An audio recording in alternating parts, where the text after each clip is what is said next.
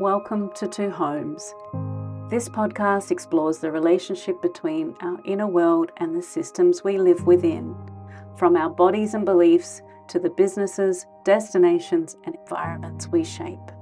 Because sustainability that isn't embodied doesn't last, and well-being that stays at the surface level doesn't change much at all.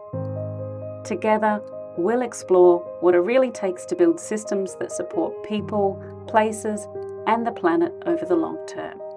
From leadership and organizational culture to the hidden patterns that shape how we live, work, and travel. This is an invitation to look a little deeper and to discover how meaningful change often starts closer to home than we think.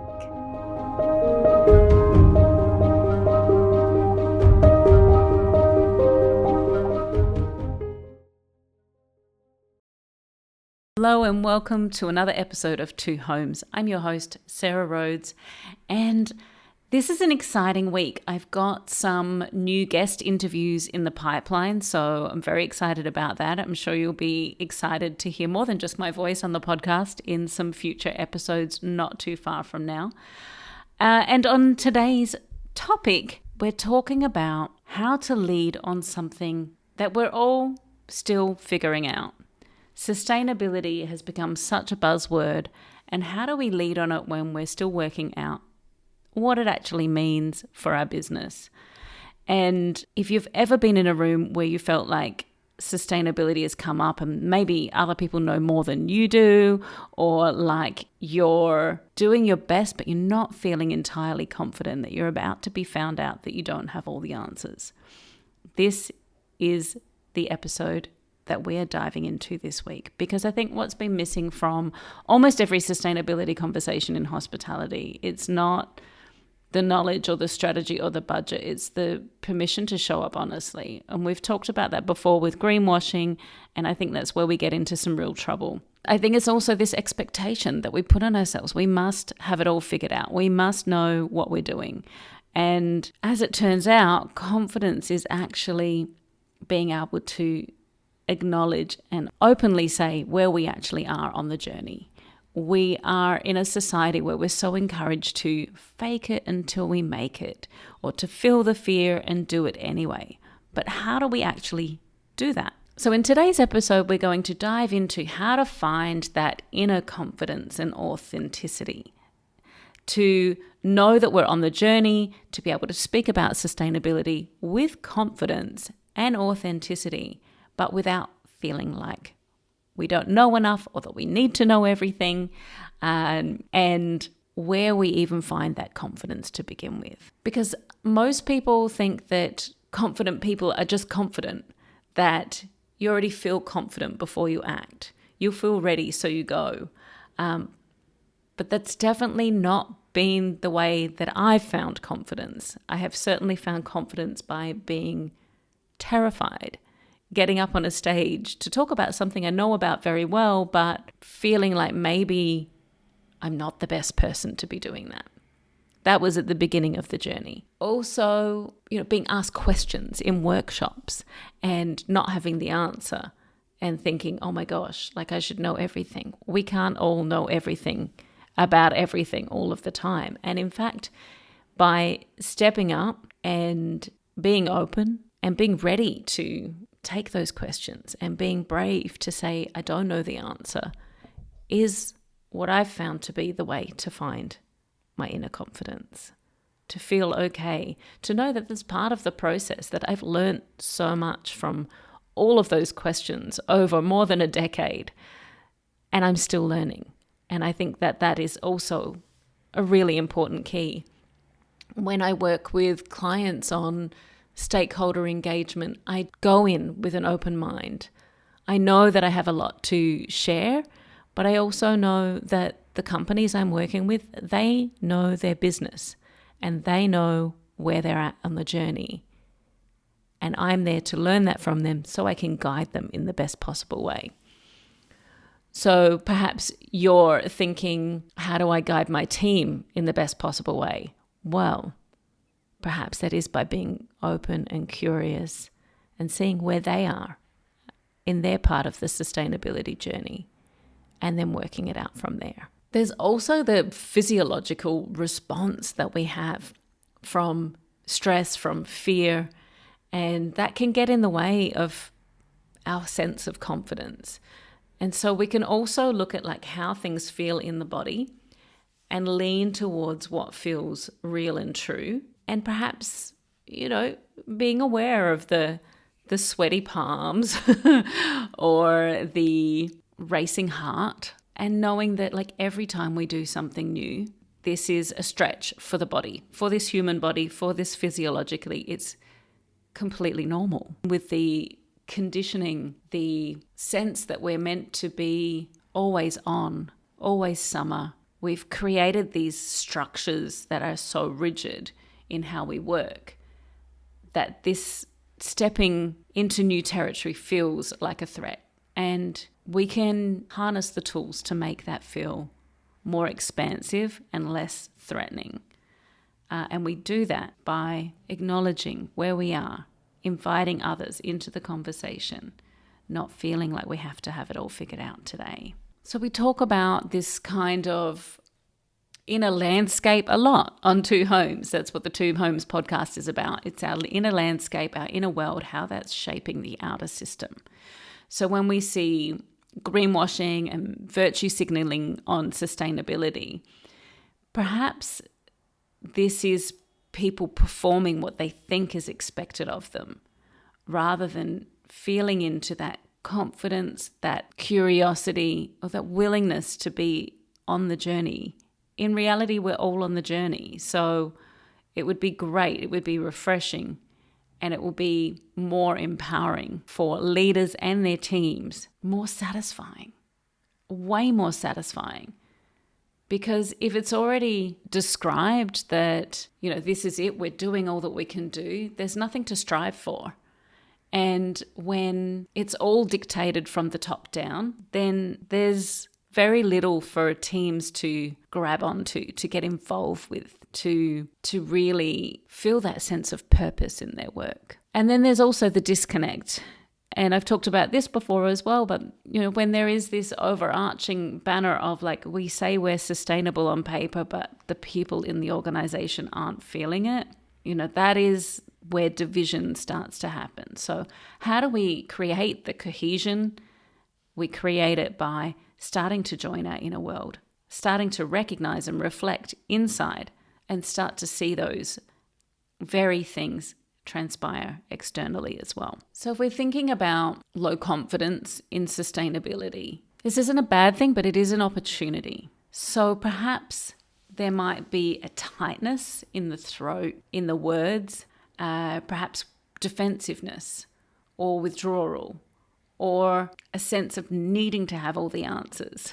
When that's kept from the team, it creates confusion. It means that when it comes to guest relations and customer experience, front of house staff need to defer to someone else to talk about that. Not even front of house staff, sometimes managements, sometimes different levels. What I know is that if I ask about something related to sustainability, if the person I asks can answer, then to me that shows confidence in sustainability, even if the answer is not perfect.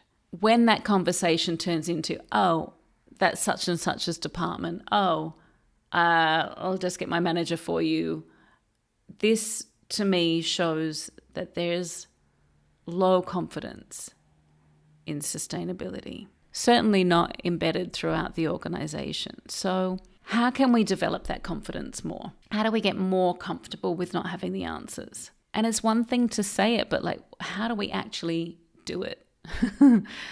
And that's a journey in and of itself. That's a willingness to learn. It's a growth mindset, a beginner's mindset. It's knowing that every room I go into, I'm going to learn something new. And I'm going to bring a lot too, but I'm going to learn something new.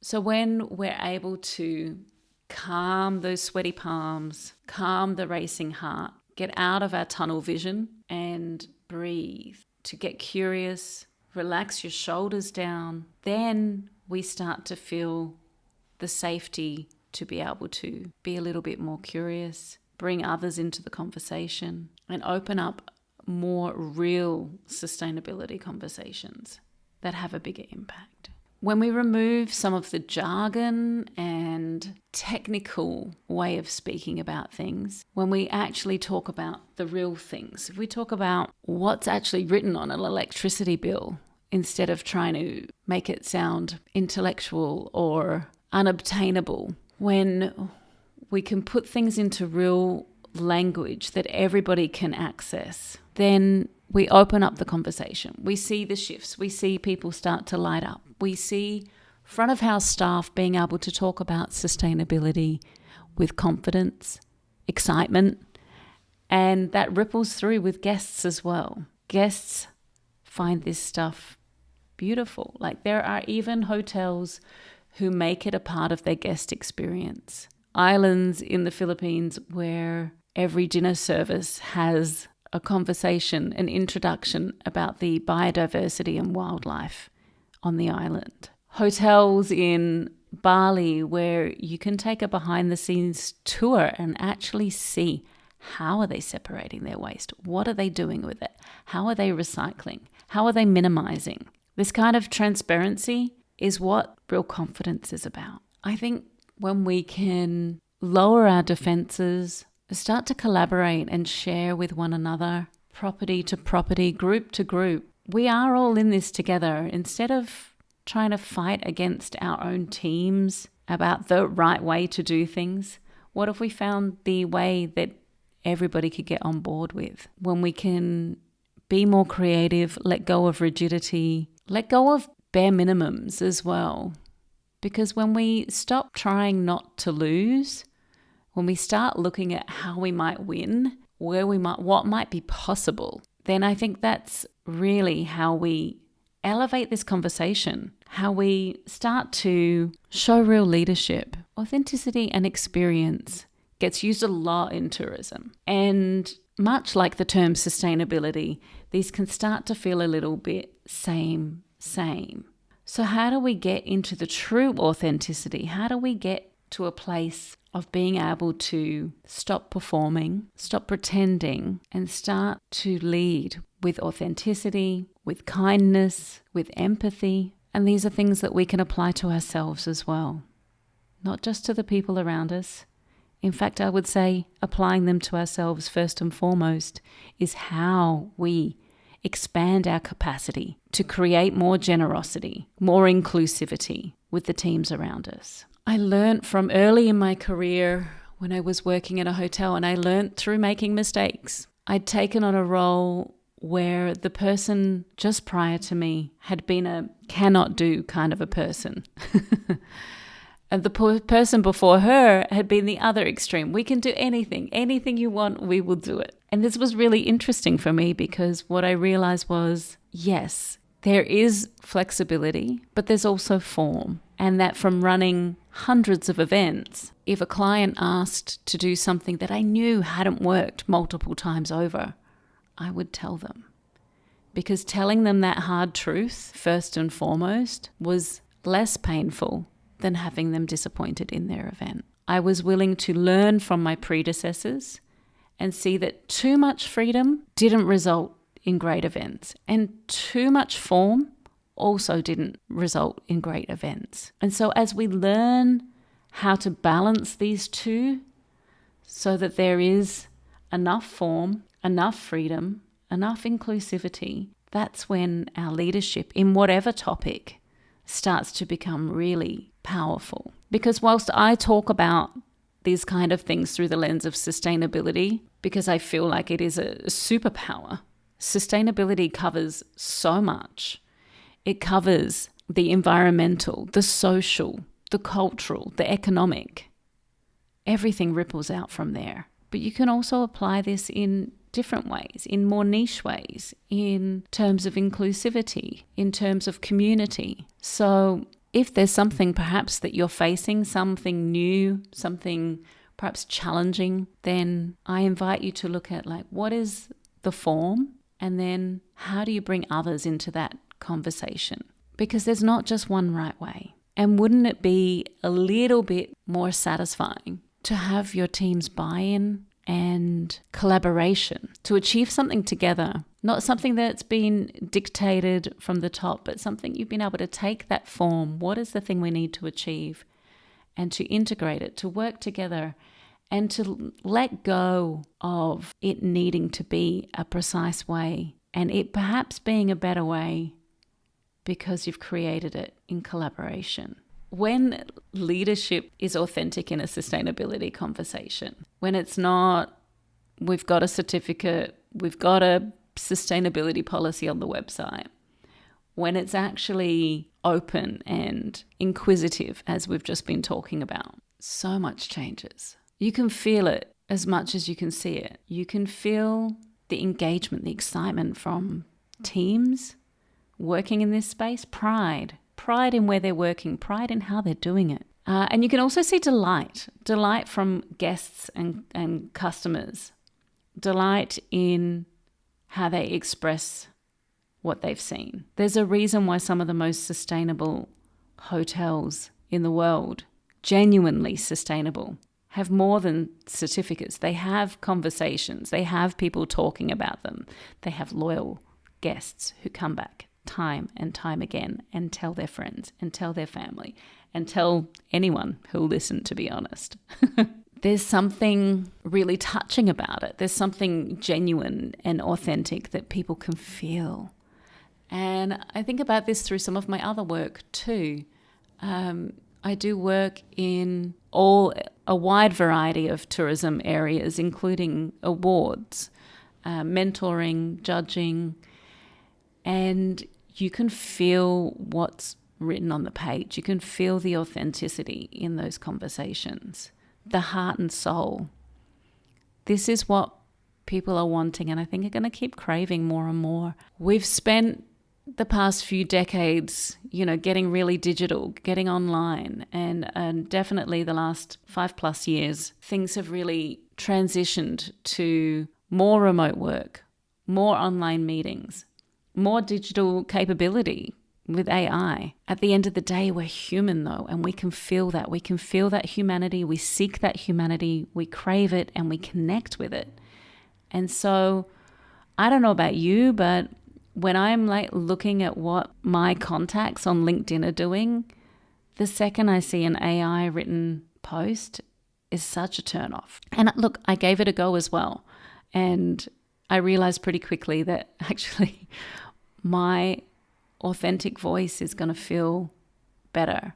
I would rather post less and post from me than post for the sake of posting and it falling flat because it's just repeated, regurgitated waffle. It's felt. You can feel it. I'm sure that you know exactly what I'm talking about. I don't think it's a one and done kind of thing. We need to revisit. We need to recalibrate all of the time. Around 7 years ago, not long before I left Cambodia the first time, I spoke at a community event on embracing imperfection. And I think that I spoke about that because perhaps I needed that lesson for myself. And earlier this year, I joined a somatic workshop around business, and my key takeaway from my inner explorations was to find my inner confidence from myself. Not to try and find confidence from outside, not to try and find validation from outside, but to trust myself. And in this world that I've just been talking about with all of the digital AI, we're taught more and more not to trust ourselves, not to trust our intuition. Use Google Maps, even if you've traveled that same road thousands of times. You better use Google Maps because you can't trust yourself. What kind of message is this? I felt the pull of checking things with AI. It's novel, right? It's new, it's novel. Everybody is using it. But now I pause more and I stop myself and I think, hang on, I have this in me. Let me inquire within first. This is where the real confidence and authenticity comes from. Not the quick fix, not the outsourcing, but the insourcing, finding our truth within ourselves, with our conversations, with our teams. So this is the most recent manifestation of that inner authority. It's this podcast. And some episodes, I'm at the beginning, right? This is, we're just a couple of dozen of episodes in. This is the beginning. I am sure that with practice, with time, with more episodes, this is going to get better. But I'm pretty happy with how it started. There was also the part a few episodes ago that were a bit more challenging, and that's part of the journey. Challenging things, hard conversations, deeper exploration makes us more resilient, makes us able to show up with more confidence. And if confidence is coming from this imperfect action, this place of a little bit of vulnerability, it can seem really hard to be the one to go first in a place where there is a lot of pressure. There is so much expectation to be across this stuff. And I read recently with some of the ASRS reporting that some of the feedback around the whole process, from businesses trying to figure out how this works to auditors trying to figure out how to audit it, because it is new. And when we look down on that as failure, it doesn't give much space to keep forging forward. And whilst this new legislation means we do need to keep forging forward, we're going to get better at it in time. We need to keep going. The second things get hard is not the time to quit. It's the time to realize that it's a learning curve, that confidence comes from imperfect action repeated over time. So when marketing wants a story, when owners and investors want more evidence, when booking platforms put those with sustainability credentials higher up the search results, how do you lead in this space without just putting a sticker on it so that it actually holds up and feels within integrity inside that pressure?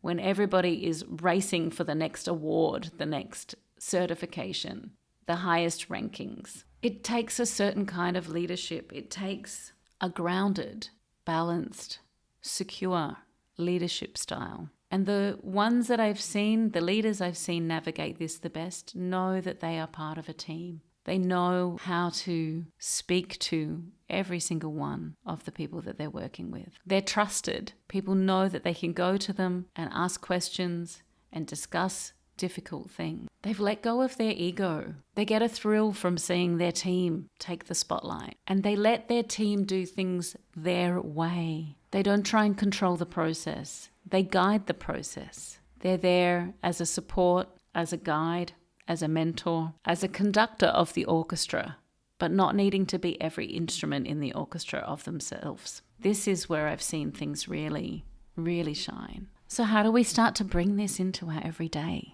As I said, this is not a one and done. This is regular practice, regular self-inquiry, and that might feel daunting. So it's best to start small and know that you're not going to change overnight, but you can start to steer things in a different direction, 1 degree at a time, 1 moment at a time. And I think this starts with awareness to begin with. Noticing when we start to feel heated up, noticing when we start to feel reactive rather than responsive, and start to inquire within, wow, what's causing that? Why am I feeling this way about this thing, about this conversation? What might be possible? What might be possible if I can drop the guard and approach the conversation with an open mind, with a fresh perspective? Wherever you are, whether you already feel pretty genuine and aligned with your integrity, whether you feel perhaps there's been a bit more performance that you would like to stop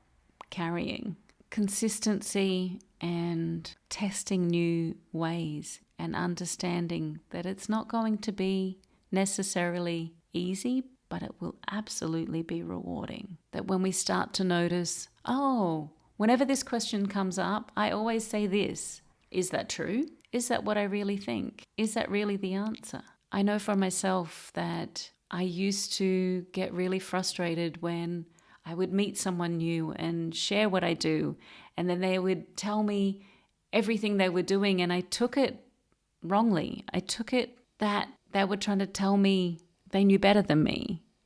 But this was a lie that I was telling myself. In fact, Most of the time, they were looking for my approval. They were looking for common ground. They were looking for camaraderie and shared pride in the achievements. And I missed some opportunities there for myself and for them. But once I noticed it, then I started to think, okay, how can I show up differently for this conversation? And I invite you to do the same. There are some hints. I see hints of the industry changing. I also see a lot of movement still. A lot of people changing from role to role, hotel to hotel. In other areas, I see where this leadership, where this authenticity and confidence is present, people not wanting to leave, being happy with where they are, being proud of where they are. How might it feel to feel a sense of peace, pride, of connection to the place where you're working, not feeling drained at the end of the work week, not feeling frustrated with the team, with situations, with external things that we can't control? What would inner calm and confidence feel like for you? We're now at episode 20 of Two Homes. It's been a great journey so far, and I'm learning more and more all the time. Even now, I do find that I'm in a space at the moment where I'm not looking as far ahead on topics, and I wonder whether it might be time to cast my view a little bit further ahead rather than just what the next episode is. I'm finding my voice here, I hope. I'm appreciative of the feedback, and some of you have told me how much you liked certain episodes, my perspective on the financial aspects of sustainability or the staff aspects, so many things. So I appreciate that so much. Thank you. If there is something you want to hear about, get in touch. Let me know. If you know of a great guest, I would love to bring more guest episodes, and I'm really excited for the upcoming guests. We've got portfolio managers and leadership experts and so many more great people coming to join this conversation. I'm also realizing that I can prepare as much as I can prepare. The first few episodes of the podcast I had scripted out to the letter. I wanted to make sure that I didn't forget anything. And I learned pretty quickly that made for a pretty bland episode. And so now I'm trusting my inner guidance a little bit more, my inner confidence. And I hope that is feeling true and connected for you too.